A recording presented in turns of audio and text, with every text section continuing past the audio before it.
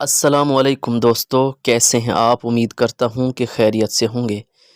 کیا آپ میاں خلیفہ کو جانتے ہیں، جو کہ ایک فحش فلموں کی اداکارہ تھیں؟ اور آج ہم ان کی مکمل بائیوگرافی آپ کے سامنے پیش کریں گے۔ یہ کہانی ایک ایسی لڑکی کی ہے جس نے دنیا کی توجہ چند مہینوں میں حاصل کر لی، لیکن اس شہرت نے اس کی زندگی پر ایسے زخم دیے جو برسوں کے بعد بھی بھر نہیں سکے۔ یہ ہے کہانی میاں خلیفہ کی، جو بیروت کی ایک بچی جس نے امریکہ میں اپنی پہچان ڈھونڈی بلکہ گم کر دی اور پھر دوبارہ بنائی۔ اس کا بچپن اور ہجرت بہت ہی کٹھن حالات سے گزرا۔ 10 فروری 1993 کو بیروت لبنان میں پیدا ہوئی، جس کا نام سارہ جوئی شامون، ایک مذہبی مسیحی خاندان میں پلی بڑھی۔ لبنان کی خانہ جنگی اور سیاسی مسائل نے ان کے خاندان کو مجبور کیا کہ وہ امریکہ ہجرت کریں۔ سال 2001 میں وہ میری لینڈ پہنچیں، لیکن نیا ملک آسان ثابت نہیں ہوا۔ وہ کہتی ہیں کہ 2011 کے بعد میں نے اپنے اسکول میں نسلی تعصب، نفرت اور بدمعاشی کو ہر روز جھیلا۔ مجھے اپنی شناخت چھپانی پڑی۔ اس کا تعلیمی کیریئر اور خود اعتمادی بھی کمال تھی۔ امریکہ میں مشکلات کے باوجود میاں خلیفہ نے تعلیم جاری رکھی۔ یونیورسٹی آف ٹیکساس سے تاریخ میں بیچلرز کی ڈگری حاصل کی۔ اس دوران وہ کھیلوں اور میڈیا میں دلچسپی لینے لگی۔ بعد میں ایک انٹرویو میں کہا، میں ہمیشہ چاہتی تھی کہ لوگ مجھے سنجیدگی سے لیں، مگر میری شکل اور پس منظر کو لوگ میری شناخت بنا دیتے تھے۔ اس کی شہرت اور تنازع بھی کمال تھے۔ 2014 میں میاں خلیفہ نے ایک فیصلہ کیا جس نے اس کی زندگی بدل دی۔ صرف 3 مہینوں میں وہ دنیا بھر میں سب سے زیادہ سرچ کی جانے والی نام بن گئیں، لیکن یہ مقبولیت ان کے لیے فخر نہیں بلکہ ندامت کا باعث بنی۔ انہوں نے ایک انٹرویو میں کہا، میں نے سوچا کہ یہ وقتی طور پر ہوگا، لیکن یہ ایسا داغ بن گیا جو ہمیشہ میرے ساتھ رہا۔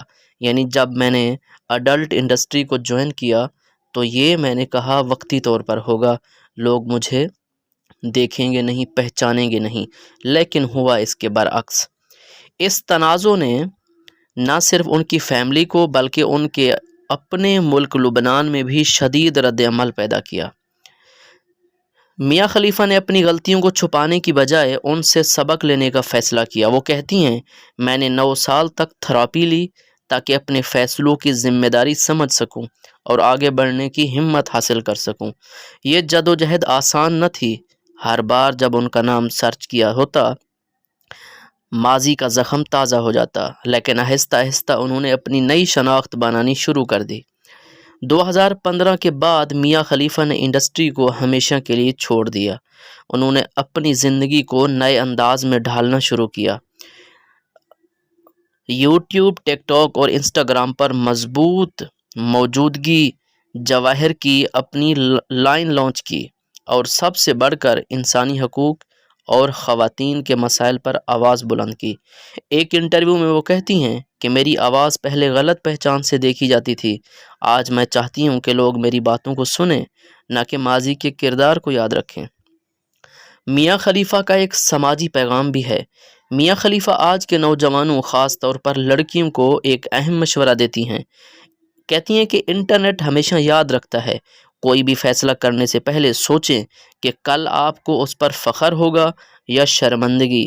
یہ الفاظ ان نوجوانوں کے لیے سبق ہیں جو وقتی شہرت کے پیچھے اپنی زندگی قربان کر دیتے ہیں۔ میاں خلیفہ کی کہانی صرف ایک شخص کی نہیں بلکہ ایک پیغام ہے۔ یہ پیغام، غلط فیصلے زندگی کا حصہ ہیں، لیکن تبدیلی ہمیشہ ممکن ہے، اور سب سے بڑھ کر ہماری پہچان ہمارے ماضی سے نہیں بلکہ ہمارے آج کے فیصلوں سے بنتی ہے۔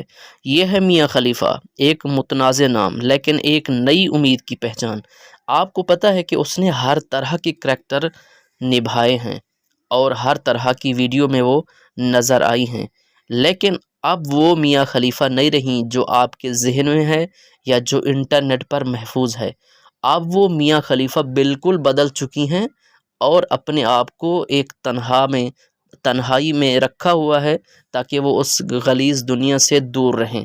لہٰذا کوئی بھی لڑکی ہے وہ وقتی شہرت کے لیے اپنے آپ کو، اپنے مستقبل کو اور اپنی آخرت کو قربان نہ کرے، بلکہ اپنی زندگی کو بچائے، آخرت کو بچائے اور اچھے طریقے کا انتخاب کرے۔ اگر آپ کو چاہتے ہیں کہ